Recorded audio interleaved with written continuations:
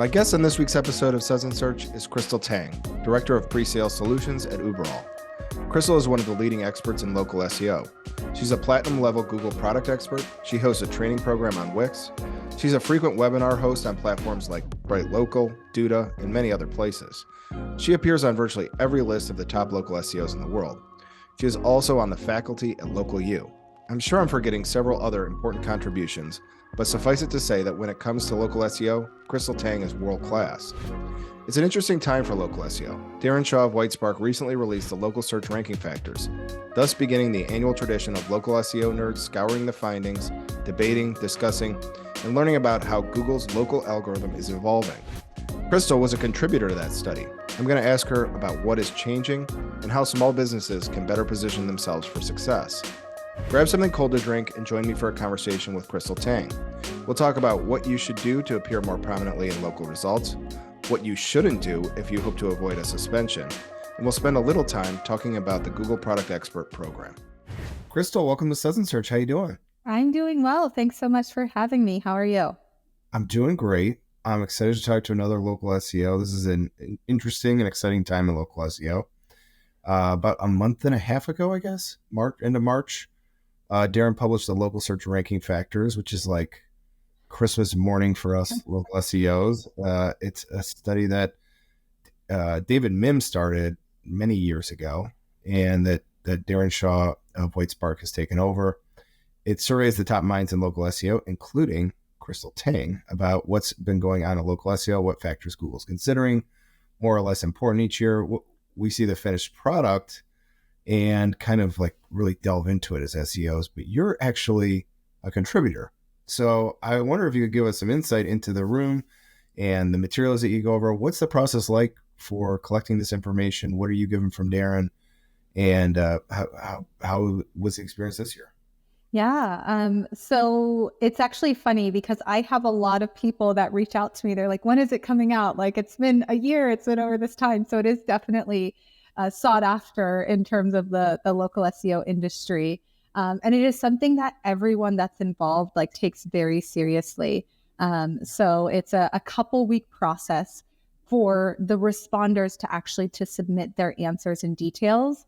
I will say I have no idea how much, but Darren and his team put so much prep work into building it, redesigning it, taking feedback from the respondents to make it easier or incorporate additional details.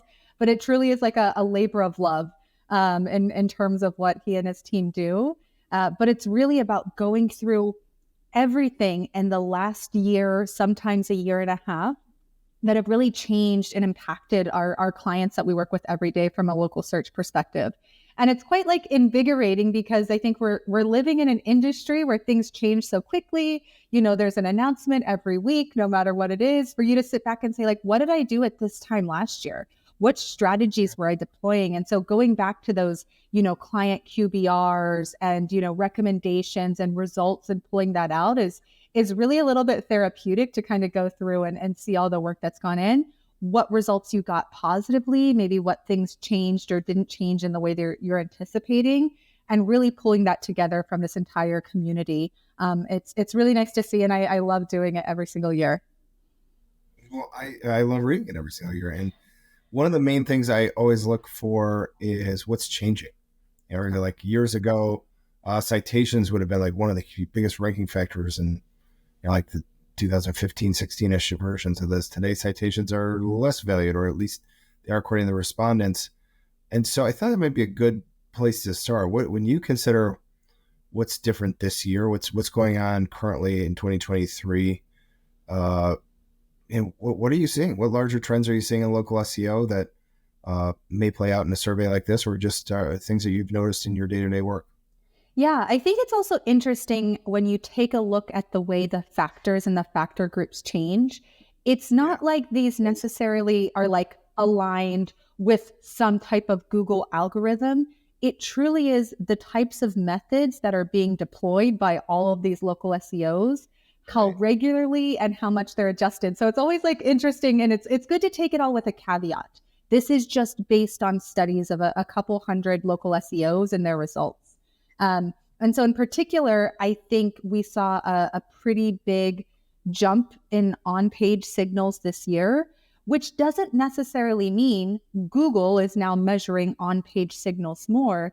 It means that these local SEOs are seeing and returning more value in the last year and a half from things they've deployed on page than maybe other efforts and tactics. And it's really this pull and like this give and take scenario. If you can't get the outcome you are looking with for your clients, maybe in your industry with this particular factor, whether it's like spam or reviews or something, you're going to see, kind of trends move towards others. And I think from on page, it's something that all industries, all sizes of clients and brands can leverage and benefit from for a number of different reasons. And you think of like, what does on page look like for a lawyer compared to like a local cafe?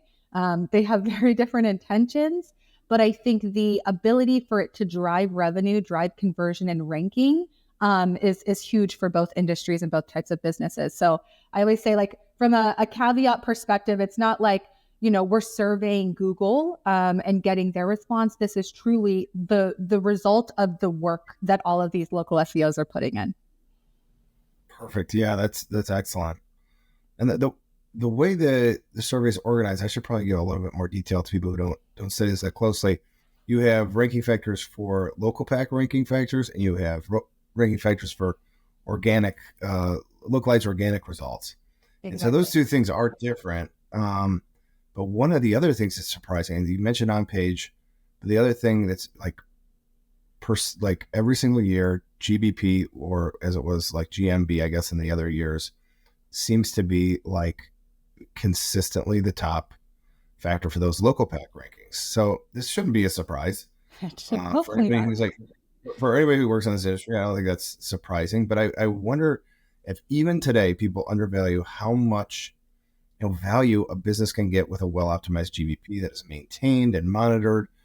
What are some common mistakes that people are making? That you see businesses make with their GBP. You're on these forums, you're everywhere in this. You must come across things, again, I've got to tell you, like, for the umpteenth time, what are some of those common fails that you're seeing? Yeah, I think to your point, it absolutely is underrated. Like, no matter how many times we talk about it, like seeing profiles that are just missing data and opportunities to publish data is one of those items. Like, again, whether you're a small business or, a local car dealership, or you are a chain and you've got hundreds or thousands of locations, all it takes is like passing a couple of data points to Google, and then Google's going to surface that in real time to customers that are searching. They're pulling out things called like justifications and showing more of this information to customers.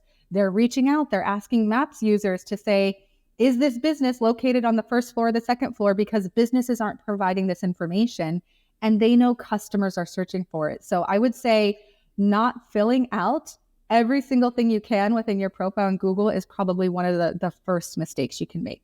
It's free real estate to a business to advertise for most purposes, and to not provide that information, I think, is a miss. While not maybe every single element is a ranking factor or going to impact a click, there's a potential for it. So I think that is definitely one of the first things that I would recommend to any business. I love it. And along the same lines, we're mostly talking about, hey, if you have a more complete GBP, you'll perform better. If you take care of on-site optimization, you'll do better. But also, you guys weigh in on signals that could get you suspended or have a negative ranking factor. So things that could work against you. I mean, these days, I don't know if you agree with this, but I think these days you don't have to intentionally be doing anything wrong, and you could get suspended just because you were ignorant. You just didn't know what was going on. It can happen to people who just made a mistake, didn't know the rules of the road. So what are that suspension requests? I think more and more I'm interested in, when I think about SEO, of like risk mitigation. Like, just if you have a good SEO in your corner, the chances of you getting suspended, as long as that SEO knows what they're doing and they're ethical and everything like that, are much less than if you just try and wing it yourself. But what are some of those common GBP fails where you could actually see yourself end up in a suspension? Yeah, I think something that a lot of local SEOs really do is like I read the Google guidelines. Like I could probably do trivia at this point on the Google guidelines because I'm so used to it. I know exactly like what it says. And I also know that they truly are guidelines. Some of them are hard and fast rules, but some of them are written in kind of a gray area so that Google can choose to enforce them as they see fit.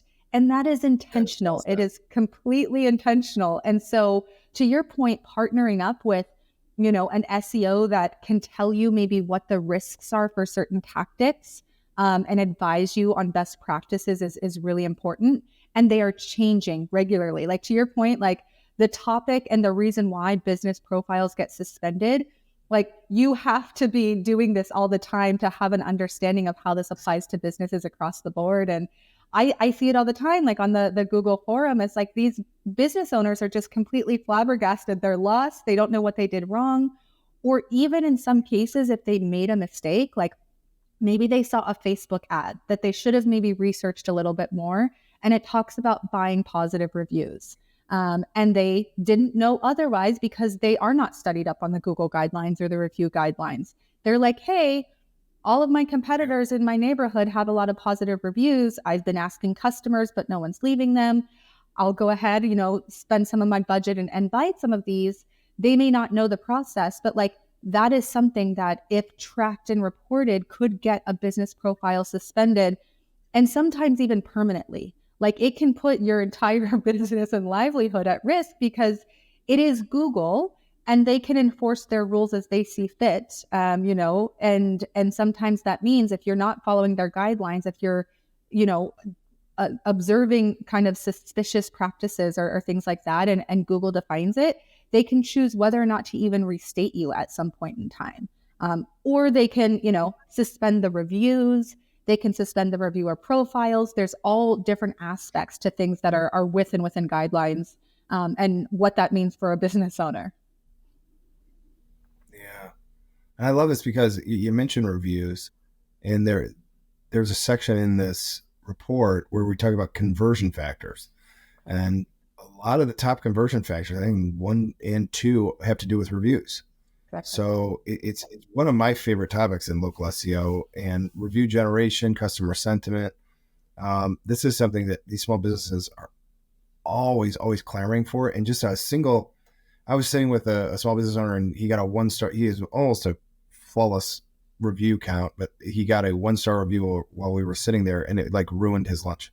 He's like so devastated by this 1-star review. So why, kind of for people who aren't in local, why are reviews such an important conversion factor? I'm not talking about like if you have a 1-star versus a 5-star, that's obvious. Like even on the margins is really important to just have a lot of good sentiment about your business. Why is that such an important conversion factor? And if you could, what are some tips for businesses to get more positive reviews? Yeah, I would say anytime you're evaluating your review profile and kind of setting up a strategy, this is where I always recommend like business owners to like take your business owner hat off, take your marketer hat on, and just search as if you're a customer looking for where you're going to book your next appointment or where you're going to go to dinner. What are the ways that you are using this information to make a decision? You are not just looking at the average star rating. This is where the conversion factor comes in. You are measuring your results and looking which star ratings are the most attractive to you.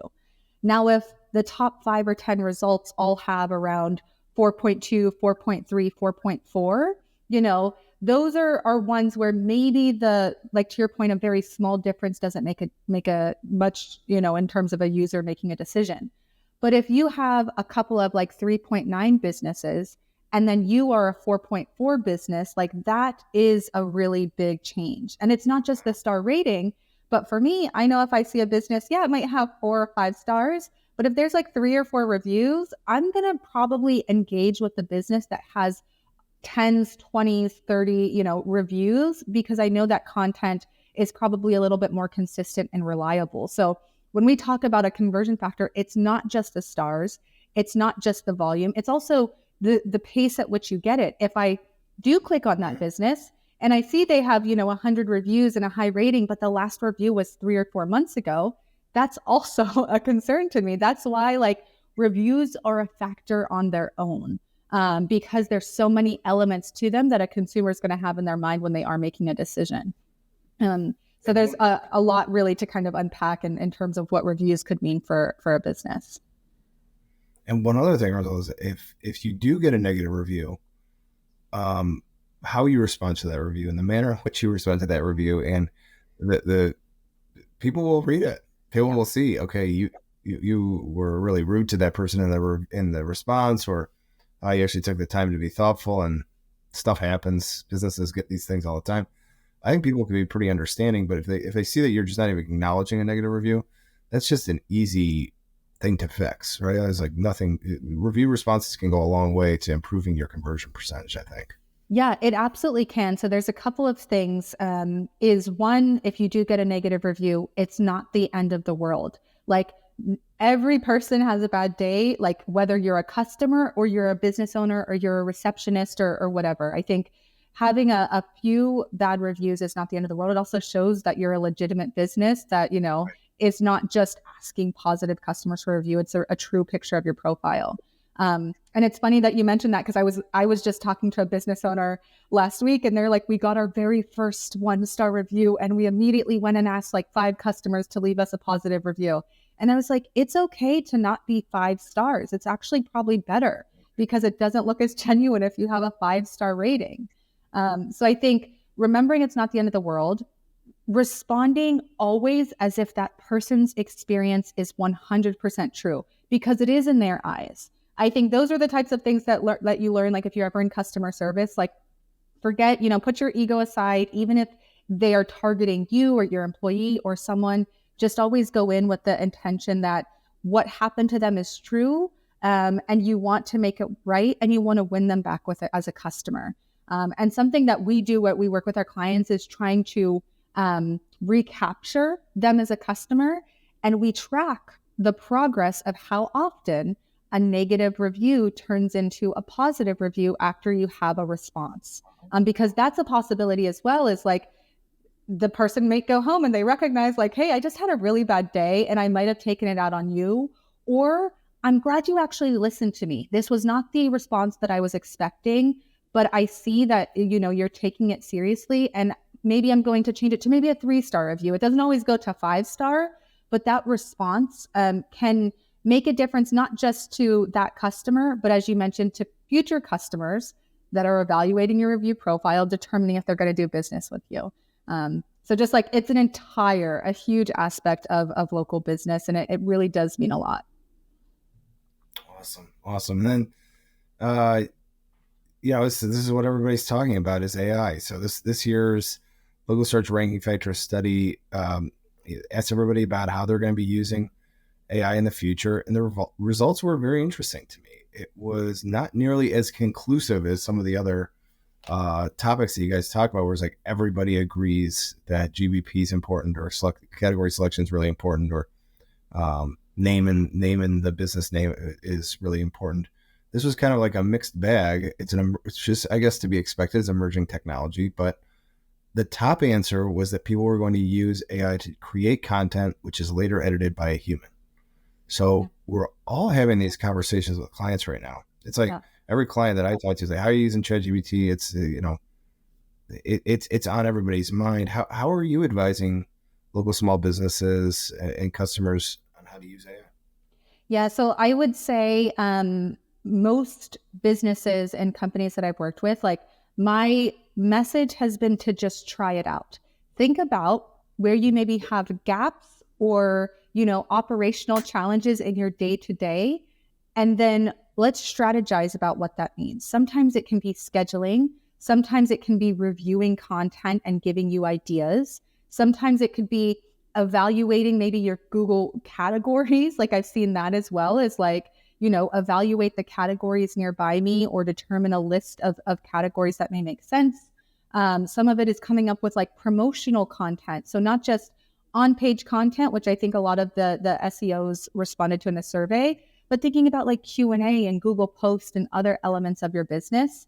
It's really like try it all. And to your point, as long as you're reviewing the output and determining whether or not that makes sense for your business and your customers. That is really it. Like even responding to reviews, getting ideas of how to respond to reviews. Of course, not blanketly just copying whatever, ChatGPT or Bard puts out, because in my experience, if you get a negative review, they're just going to offer a coupon code. Like that is what they'll do by default. But if you're saying, here's my review, I want to make it a little bit more sentimental, or I want to make it more personal, or just evaluate it. It's like having an editor available for you at all times. It's not even, them generating the content. Sometimes it's giving you a few different variations and versions. So yeah, I would say that's a really good shout, is if you go to the survey and go to the AI section, there are a few dozen ideas of how SEOs are thinking about it. Some is like writing code and other things, and, organizing images, looking at places to target for outreach for backlinking. There's so many endless ideas. And like I said, it's try it out and determine what works for your business, because I guarantee there's a lot of other competitor businesses that are already doing it. So there's going to be a lot of tools and a wave of innovations when it comes to AI. But I think it definitely gives a small business owner a leg up to be able to continue to compete with maybe businesses that have a lot more resources. That's really what I'm excited for. Yeah, that's really well said. I agree with that. Well, I want to shift gears. You are part of the Wix Learning Hub, and so I'm a huge fan of the people at Wix, and their approach is like really, really good, I think, and they're just very invested in the industry overall. So you've invested with them. You've partnered with them on the Learning Hub stuff, and as far as my research goes, you have 2 videos that I'm aware of. What is the Learning Hub at Wix, and let's talk about your sessions in particular. Awesome. Yes. No, I love the Wix team as well. They're awesome. They're a really great bunch to work with. And I think something that I love about Wix is they have a huge community of these small business owners that typically have reached out because they want to build a website. So they have some interest and, building out their SEO and focusing on their local SEO as well. And so they have a really engaged audience. And I think this is just a complete assumption, but I imagine what COVID's done has driven a lot of these business owners to be a lot more engaged and interested in SEO than before. I think before, a lot could rely on word of mouth. There are a lot more like traditional and potentially maybe paid opportunities. But I think it's kind of like the tides have turned, that like it's a non-negotiable for majority of businesses and majority of regions. And having like Wix that makes it easy with all of their plugins and all of their tutorials to adopt this without having to be a practiced SEO or a practiced strategist, like an advanced page strategist or anything like that. I think what they're doing is really great. So they have their SEO learning hub that just brings in a ton of practitioners to focus on, topics that are critical for small business owners. So I've done a session with them on just like intro to local SEO. Like, what does it mean if I just opened up a flower shop in, the middle of Wyoming? Like, what do I need to know about local SEO? And if I'm doing in-person and delivery, just like talking through some of the basics. And we recently did a webinar on that, which was, really engaging, really successful. Lots of questions that I think if you're dealing with this every day, you forget that there's a lot of people that don't know this, that don't live and breathe this. So that's been really awesome.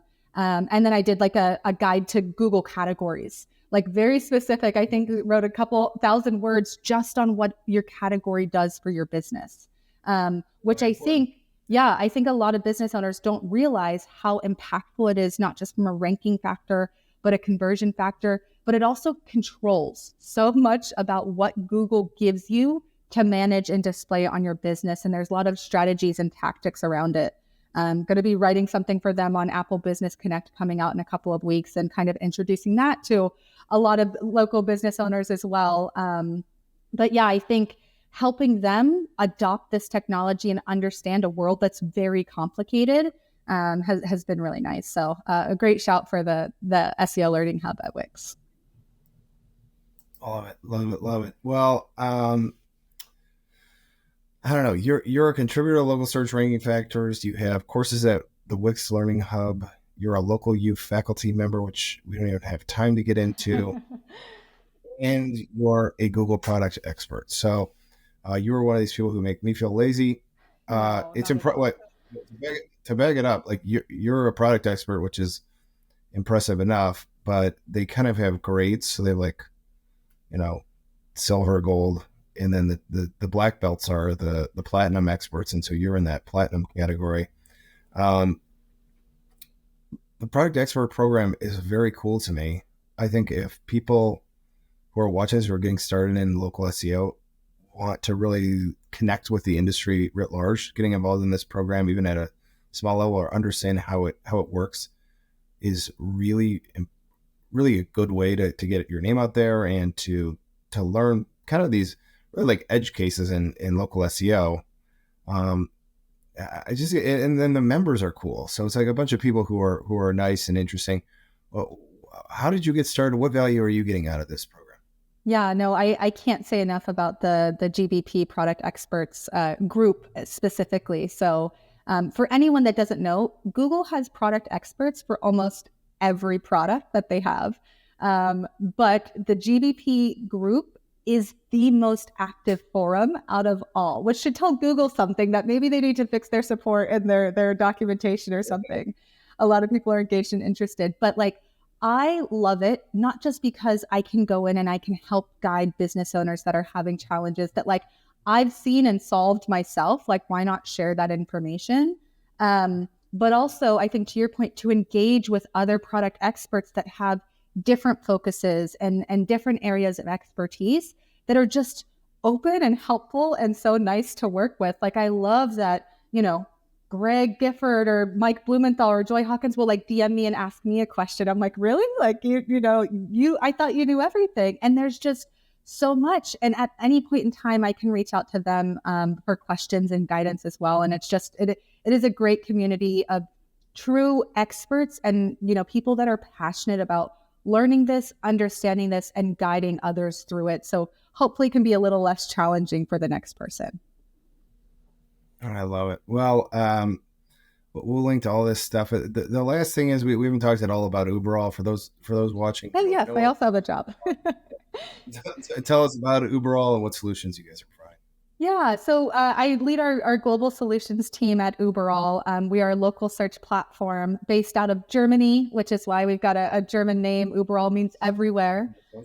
Yeah. And so we manage, multi-location brands as well as agencies and SMBs, and offer a number of tools from local listings, reviews, social, messaging, locator and pages, essentially all of those things that are really important for a local business to manage, be efficient at, and really use to promote their business. Oh, I love it. Well, Krystal, this has been great talking to you. If people want to connect with you or learn more about Uberall or anything like that, what's the best way to do that? What's your favorite social media? Those kinds of details. Yeah, I would say find me on Twitter and LinkedIn, Krystal Taing on both of those. DM, message, whatever you need, any questions you have, I'm always happy to help. And as I mentioned, if you have any GBP questions, you can reach out there. But there's also the Google Business Profile Forum, where not just myself, but we've got a ton of folks that are open to help as well. Awesome. Yeah, those are... thanks for, I felt like we had to cram a lot of stuff into a half hour here. So I appreciate you going hurry up, no huddle with me here. I really enjoyed the conversation. I'm going to give you a virtual cheers for now. And for everyone else watching, we'll be back next week with another episode of Suds Search. Thanks, Krystal. Thanks so much. It's been great.